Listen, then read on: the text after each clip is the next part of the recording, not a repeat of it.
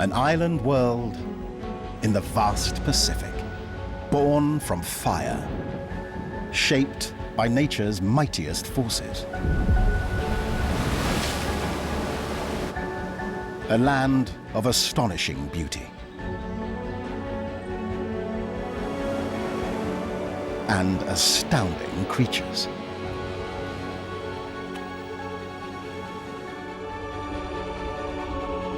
Creatures which are sometimes blessed by the island's abundance, and at other times must fight for resources.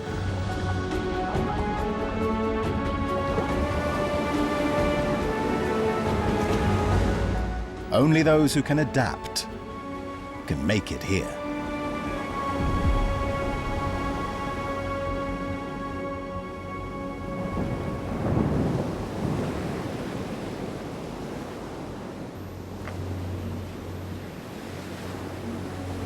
The marine iguana, a fierce-looking resident of the Galapagos Islands.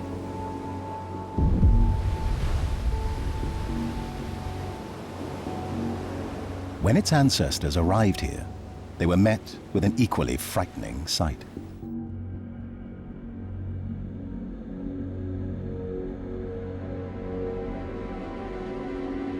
The first glimpse of the islands is anything but inviting.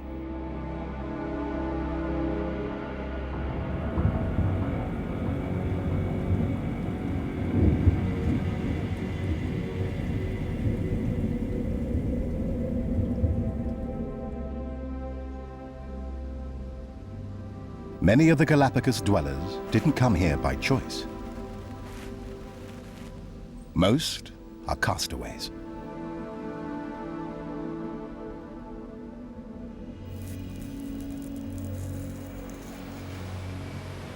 Tossed here by storms and strong currents.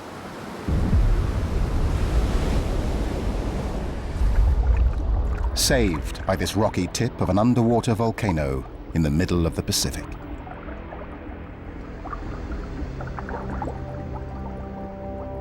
The Galapagos Islands lie around 600 miles off the South American coast, almost on the equator. It's an archipelago made up of 13 main islands and hundreds of small rocks and isles. It lies at the point where two mighty ocean currents converge. The Humboldt Current comes up from the Antarctic. Its ice-cold stream dominates the islands for half the year. During the other 6 months, the Panama Current moves in from Central America, tropical and warm.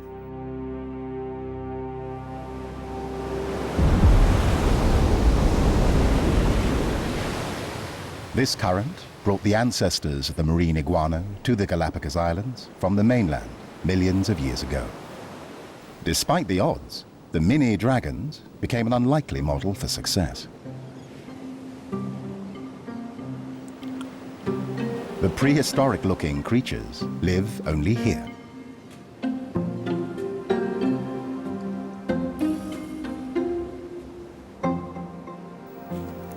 On Fernandina Island, they form the biggest colonies.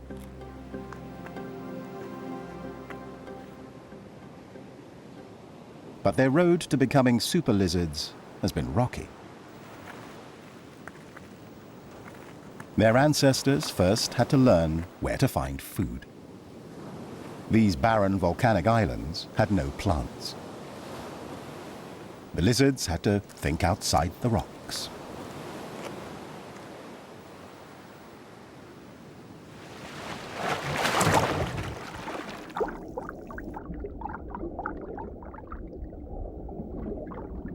Only underwater could they find something to eat. Algae. The marine iguana learned how to hold its breath for up to 30 minutes and dive for it. No other lizard can do this.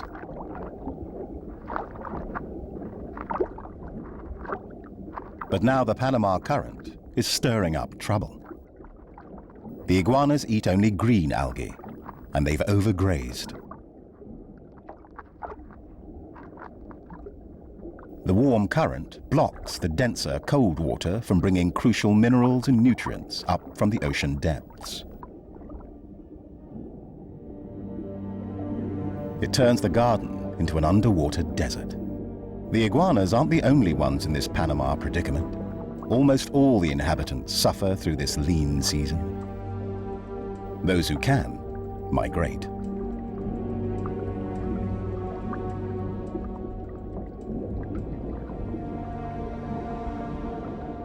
Those who stay have learned to cope.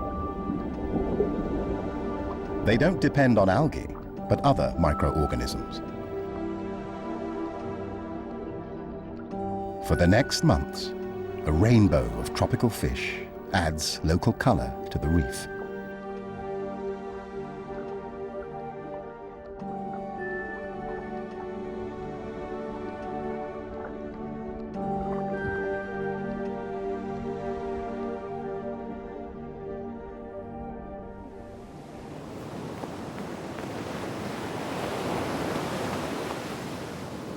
The Panama Current's reach doesn't stop at the shoreline.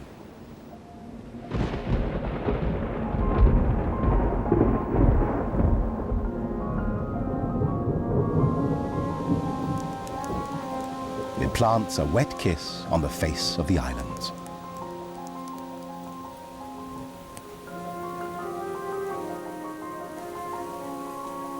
The barren rocks begin to bloom, to the delight of the Galapagos carpenter bees.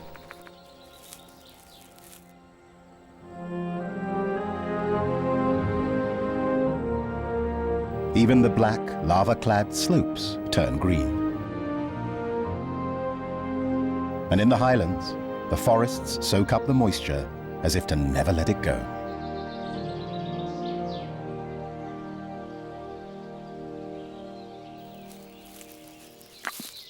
The Galapagos giant tortoise knows that once the Humboldt current comes, this abundance will end. Until that day, there's only one thing to do: eat like crazy.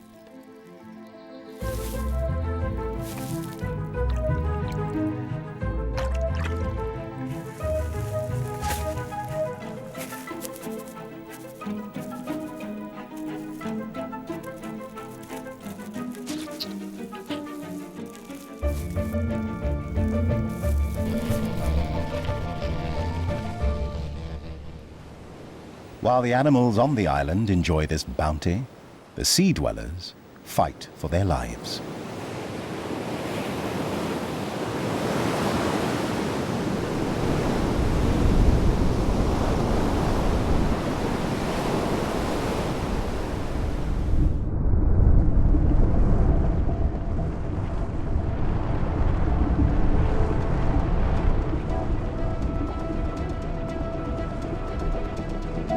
The marine iguana, scrambling over the rocks to find his meager meal, must battle against the rising current. He uses all his strength just to stay in place as the water surges around him.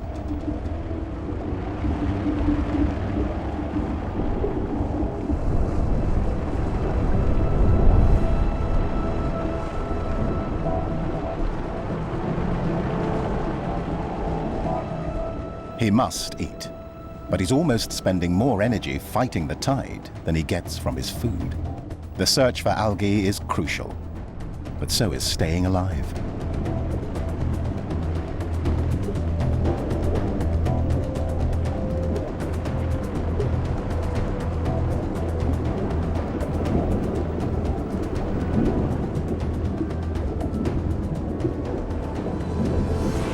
His strength is failing,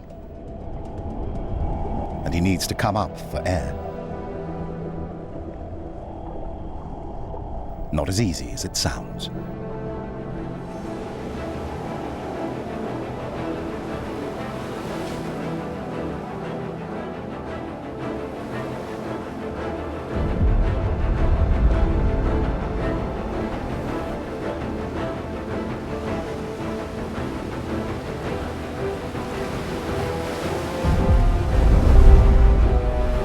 Fighting the surf takes every last ounce of effort.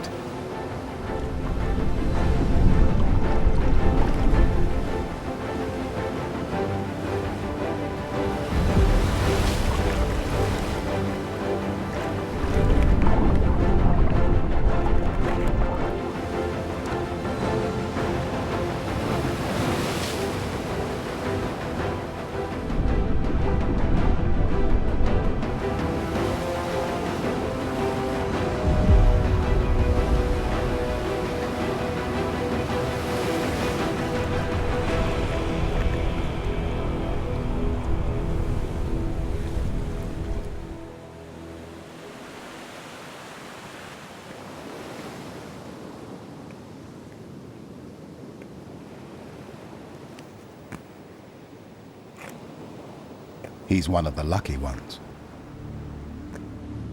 In life's relentless contest, many marine iguanas lose to the Panama Current.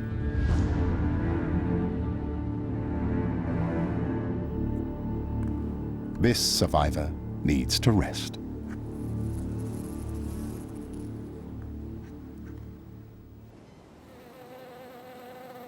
But the hot, humid current has another torment in store. Flies.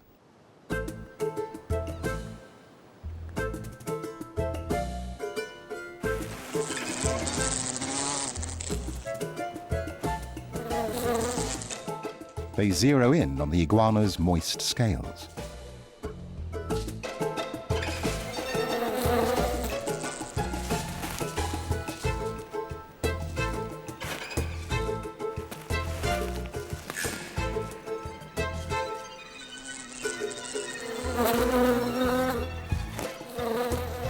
They're relentless.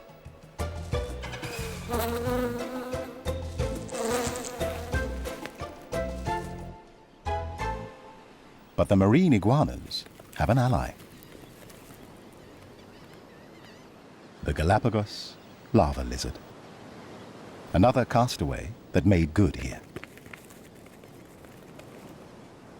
Flies are its favorite dish, and worth the work.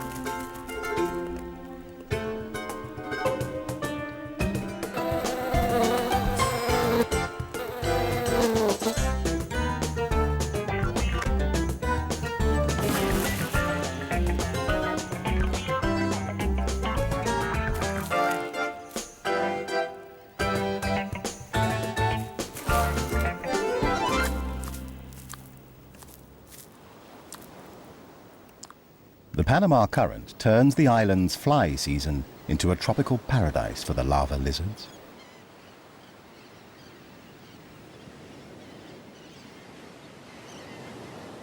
But paradise doesn't last. The Panama Current has started to weaken, making room for the colder Humboldt Current to build. And along with it comes a tropical tourist. The green turtle. An algae eater as well. She has traveled over 600 miles to dine here. But it's a bit too early. The only algae here is on her shell.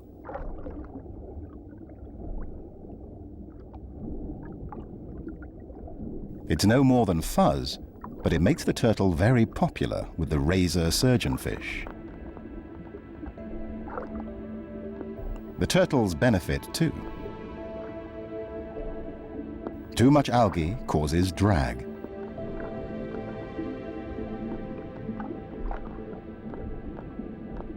Once the surgeonfish have mowed the lawn, another specialist steps in. King angelfish come to gobble up parasites and small crustaceans that cannot hide anymore among the stripped down algae.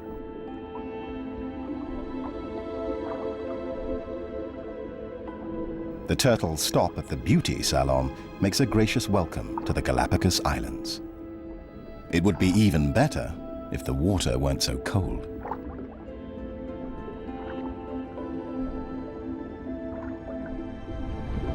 Despite the Panama Current's warm water, competing currents and winds keep the ocean around the Galapagos cooler than anywhere else on the equator. The tropical turtle faces a dilemma. Turtles love warm water, but their food grows where it's cold. Until dinner's served, the turtle wants to warm up. She ends her long annual journey at a curious place near the shore of Fernandina Island.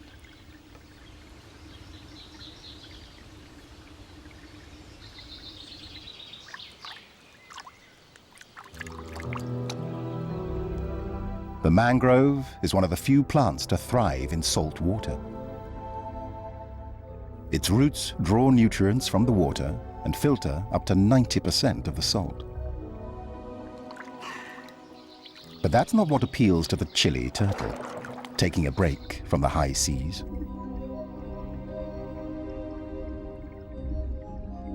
The shallow pools between the mangroves are warmer than the open ocean. And sea turtles find that hard to resist.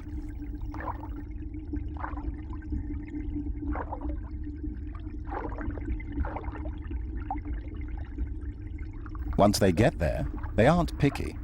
In their hypothermic state, many just sink to the bottom and rest. Those who still have energy look for a grotto under the roots. Or just lean against them. The main thing is to get warm. They camp out, waiting for the Galapagos algae to grow, so they can get first crack at it.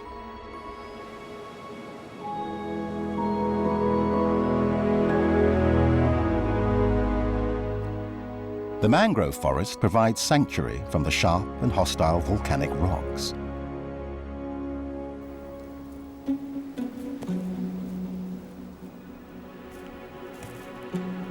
And where it reaches the ocean, a sharp-eyed predator is on the hunt. The Galapagos lava heron. The shorebird usually sticks to the mangroves, though sometimes he likes to step out for a little variety.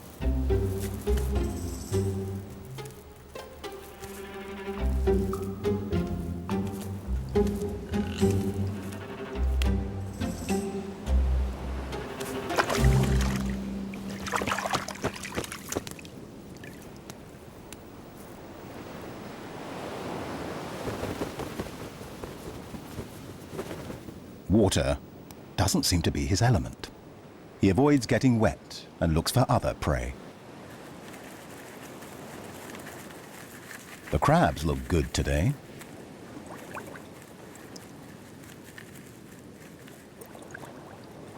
The red adults have nothing to fear, but it's a different story for the tender young ones.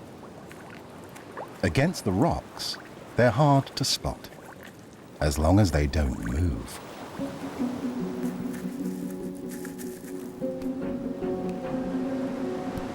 Game on.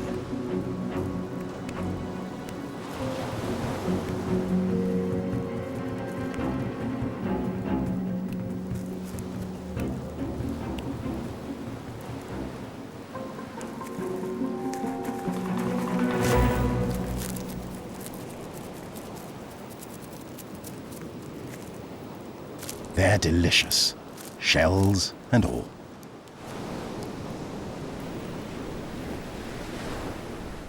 Over the steep cliffs of Hispaniola Island, a seasonal visitor casts a long shadow.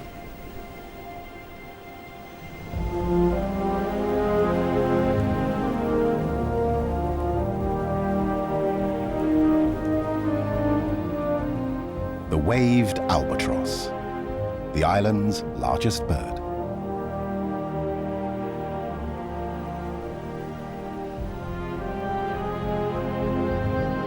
With a wingspan of more than 8 feet.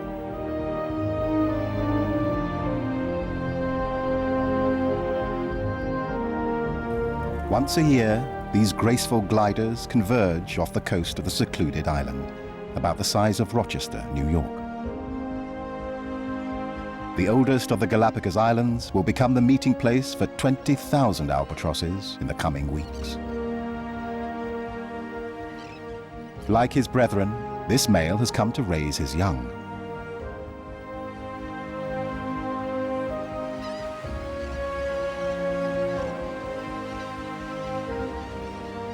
He spent 6 months gliding without touching solid ground. His leg muscles aren't what they used to be, so landing's the tricky part.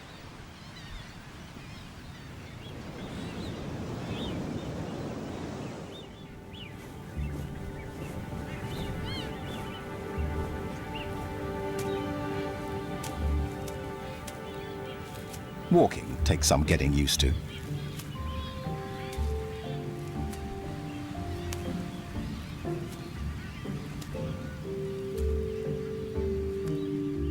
Normally, the males come to Hispaniola well before the females.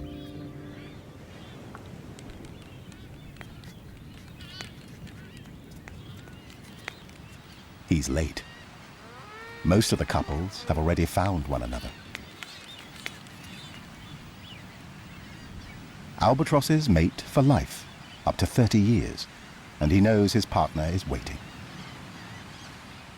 But where is she?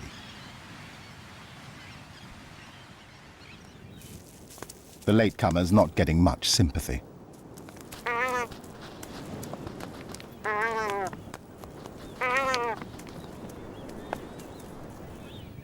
But he persists.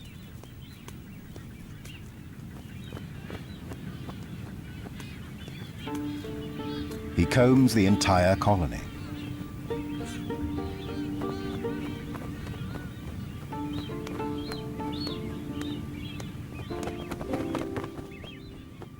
Has something happened to her?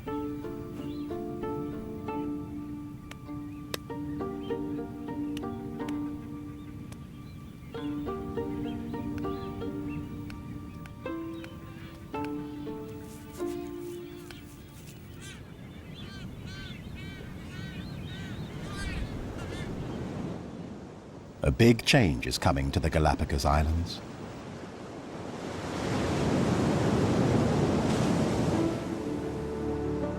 As the Humboldt Current gathers more strength. Its chilly fingers reach into the mangrove forest and tap the sea turtle into action. She spent the last few weeks munching mangrove roots. Now, the ocean calls.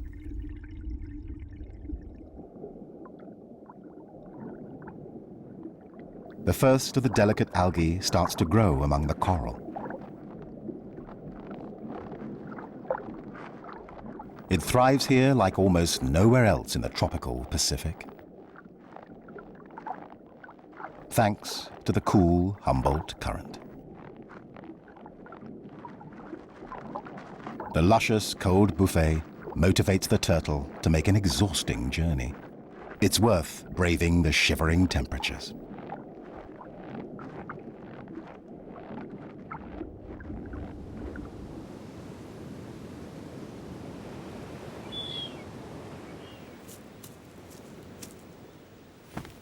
The springtime arrival of the Humboldt Current also arouses another kind of appetite. This young blue-footed booby has come to Hispaniola looking for a mate.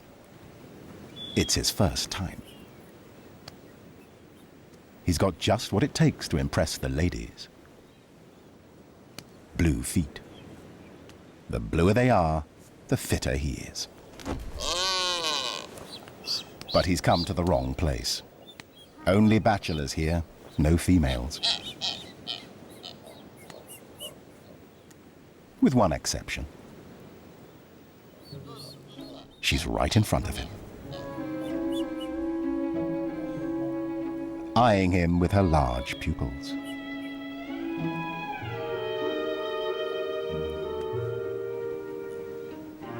Her mate's also got his eye on him, and for good reason. Unlike albatrosses, boobies aren't loyal. The bachelor starts his seduction. It's working. She can't stop looking at his sexy blue feet. Her partner's only seeing red. They argue. And the bachelor makes his bold move.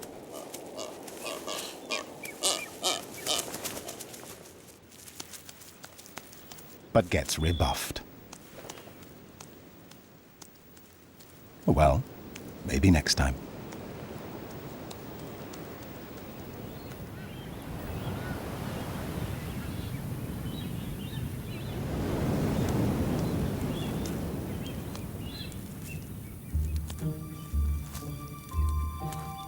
The male albatross is still looking for his mate.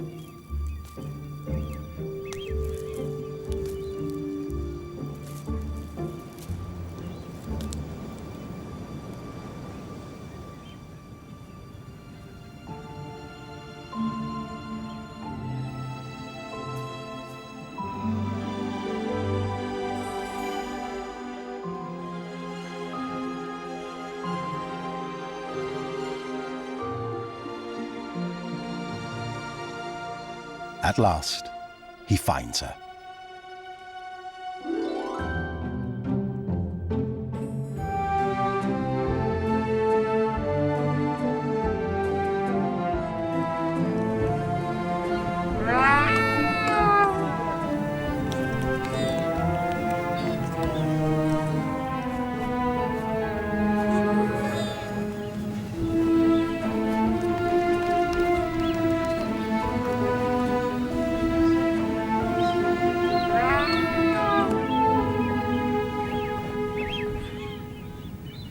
So late in the season, will they have enough time to raise a chick?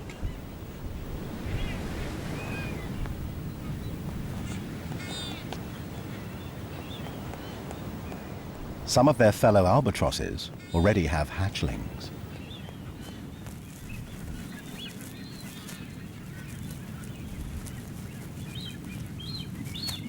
From egg to chick takes about 2 months.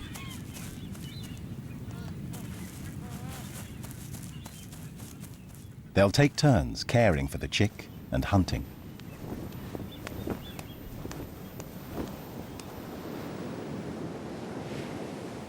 Unlike other seabirds, albatrosses fish far out on the ocean and are often away for weeks.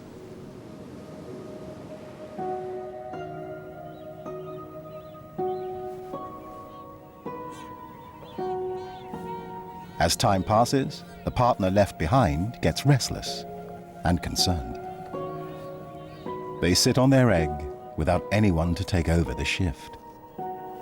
As days turn to weeks, they tire of wondering if their spouse will ever return. Some lose all hope.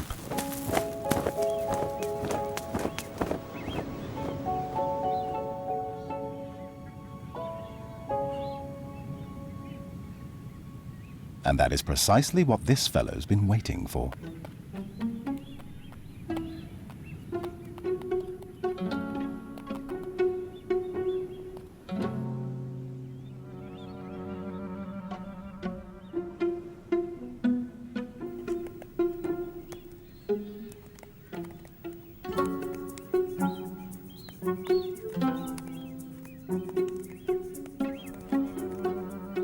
Galapagos mockingbirds have learned that the Humboldt Current brings the albatrosses, and albatrosses bring fresh eggs.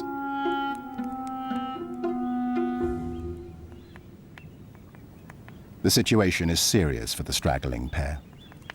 Not only are they behind schedule, but the Galapagos mockingbirds are getting more bold.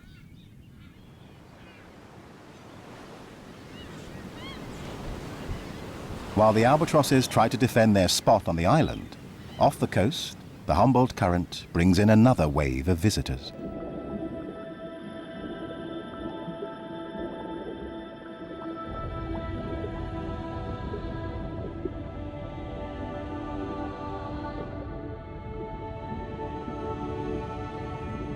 The scalloped hammerhead.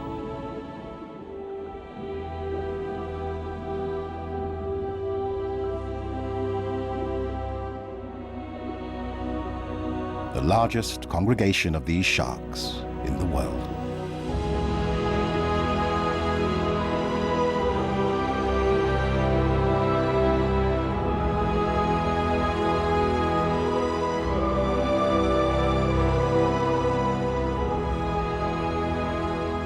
They've come to mate. By the hundreds, females gather in the middle of the group, while the males stay on the edges.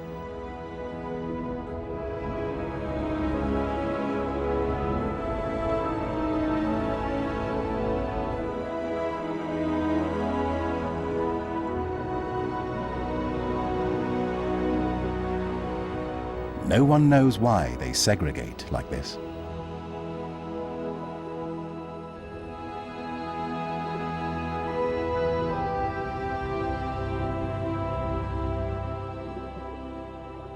But after they mate, and before they disperse, there's one more thing to do. They head to nearby reefs to clean up. The females have small wounds around their gills. Love bites, made by the males getting a grip during their encounter.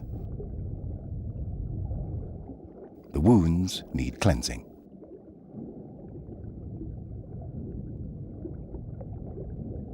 Once again, the tropical fish take the job.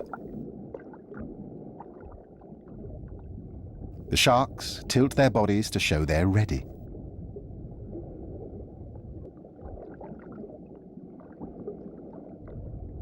But there are simply too many sharks to handle. The barberfish don't know where to start. To attract attention, a hammerhead needs a gimmick. Perhaps a shark shimmy will do the trick.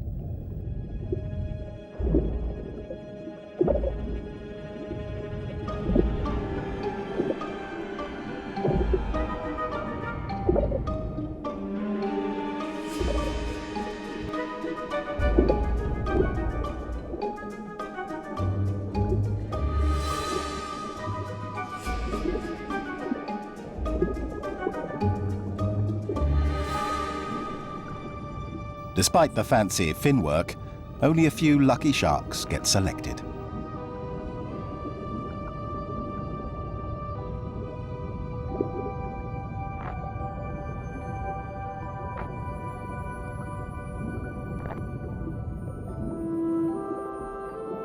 The barberfish run a very exclusive spa, and the hammerheads need to wait their turn.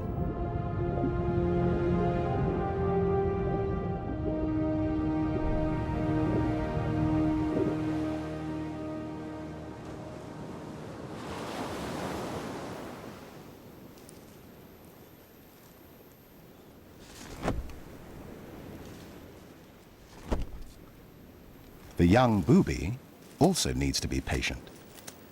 Still no females in sight. He's been scanning the sky for days and practicing his best moves.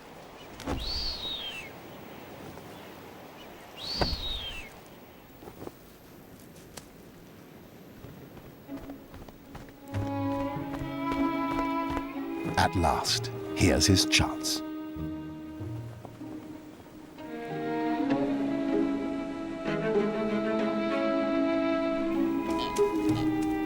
Better not blow it. First, the wings. And don't forget the feet.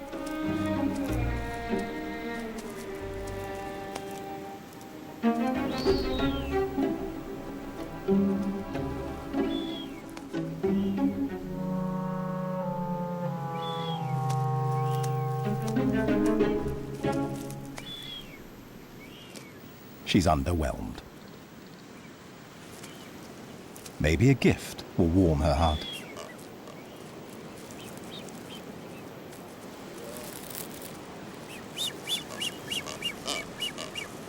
She's holding out for something better.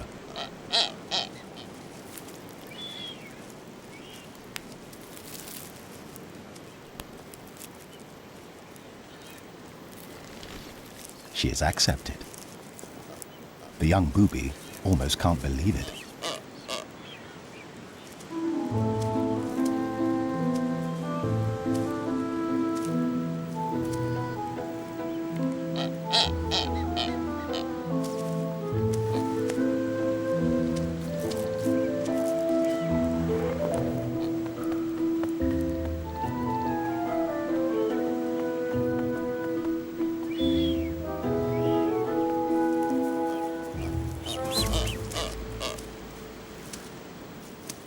Mission accomplished.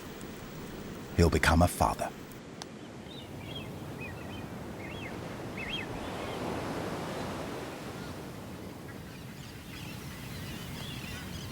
The late starting albatross pair has mated too.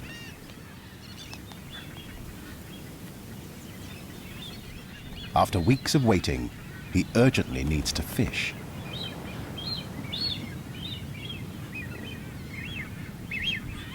No time for romantic goodbyes.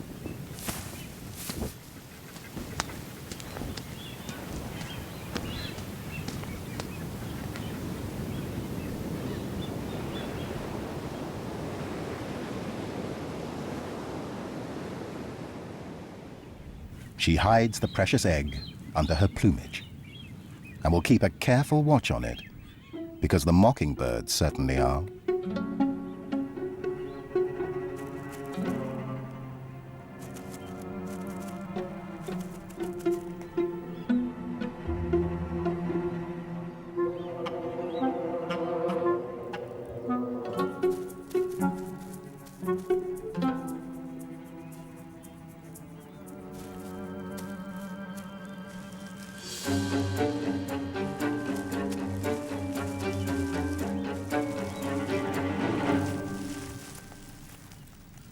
That was close.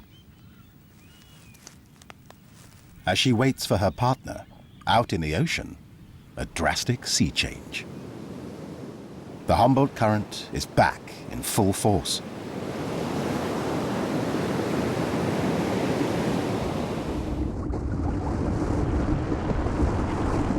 The water is murkier now.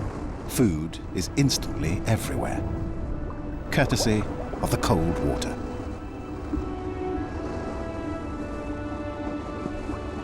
Bringing with it schools of fish.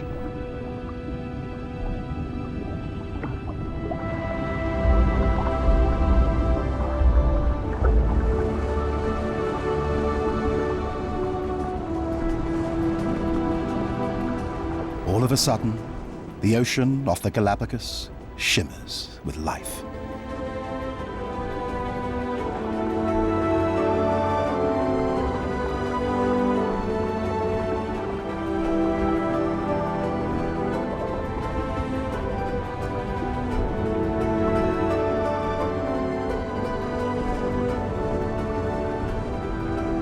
The chilly, nutrient-rich water feeds the multitudes.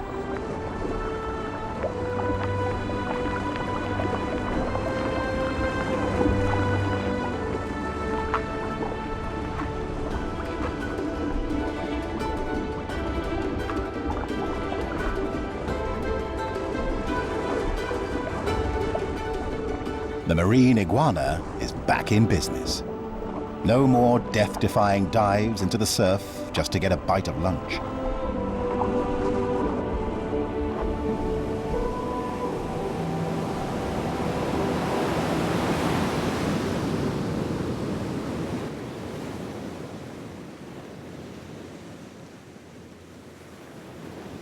But just because their bellies are full doesn't mean their troubles are over.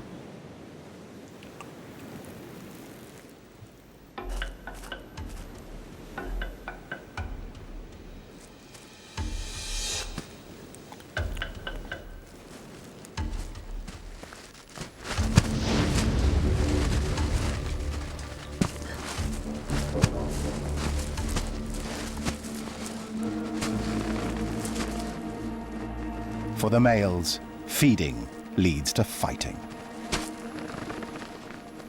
Like sumo wrestlers, they test their strength in the ring.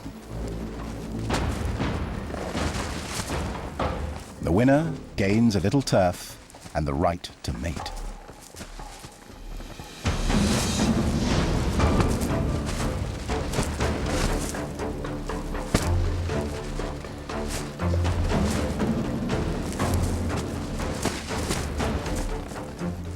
At the end of round one, it's a tie. They take a break between rounds. Marine iguanas can't breathe while fighting. The action heats up as another contender enters the ring.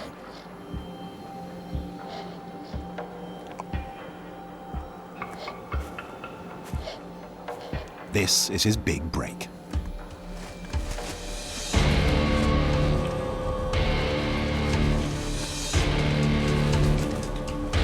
But he needs to separate the wranglers in order to join the fight.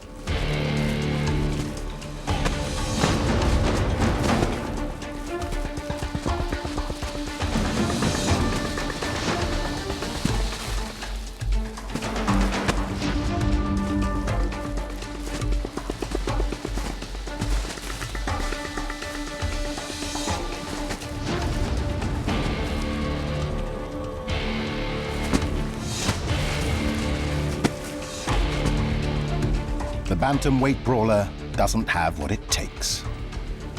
The others are just too strong.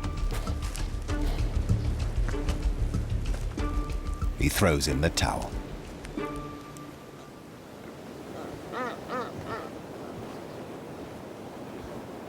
Prosperity has presented new challenges for the blue-footed boobies too. Their population has nearly doubled. The young are thriving. Some have only just hatched, while others test their wings for the first flight.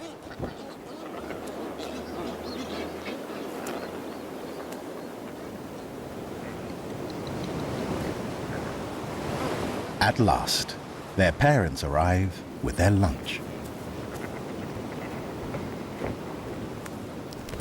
These hungry chicks can hardly wait.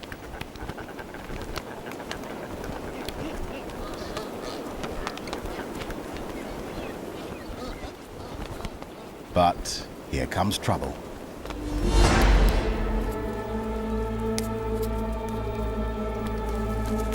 Magnificent frigate birds, pirates of the air.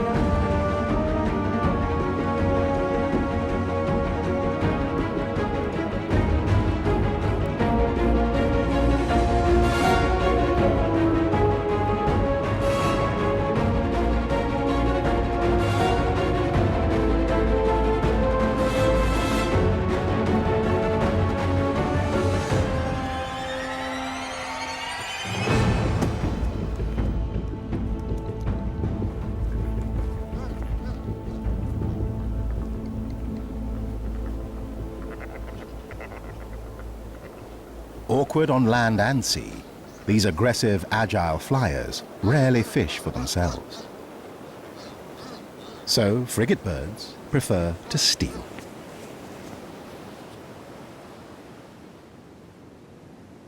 And there's nothing the blue-footed boobies can do about it.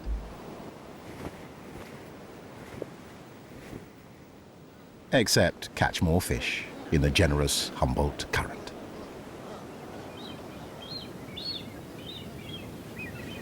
The albatrosses also suffer.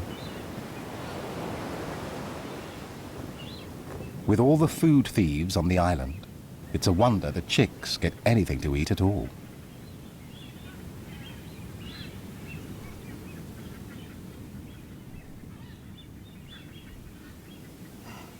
In a few weeks, they'll be able to fly, but only if they eat heartily now.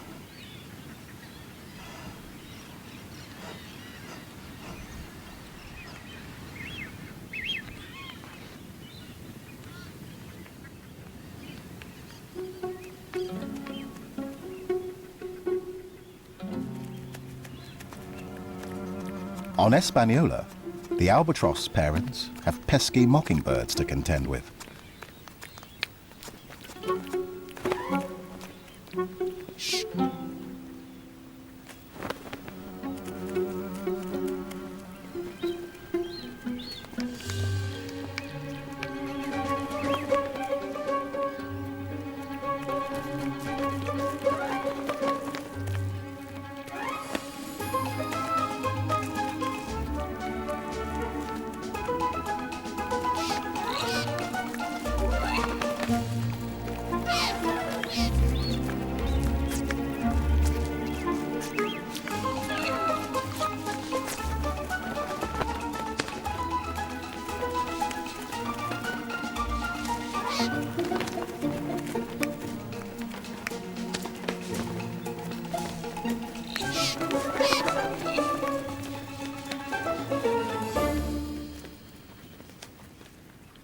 These avian annoyers are like ants at a picnic, only hungrier and more aggressive.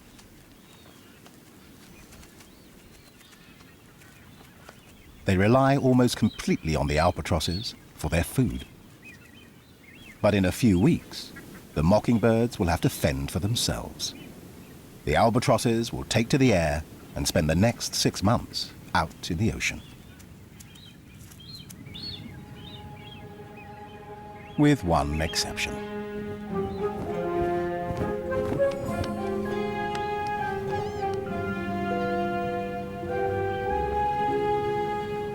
The chronically late male albatross is finally back.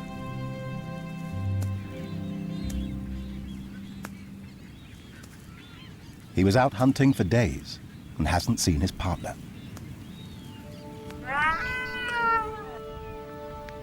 Leaving her to protect their egg from the onslaught of mockingbirds.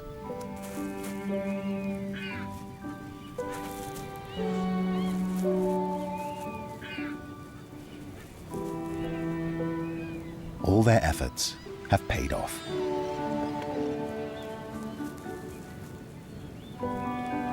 They're among the lucky ones, the inhabitants that have learned to survive here.